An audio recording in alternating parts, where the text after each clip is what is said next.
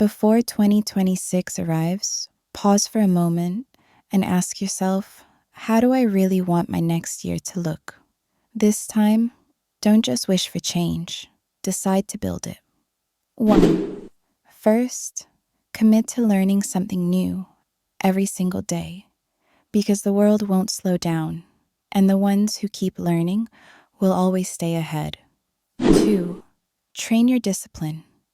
Dreams don't fail because they're impossible. They fail because we stop showing up.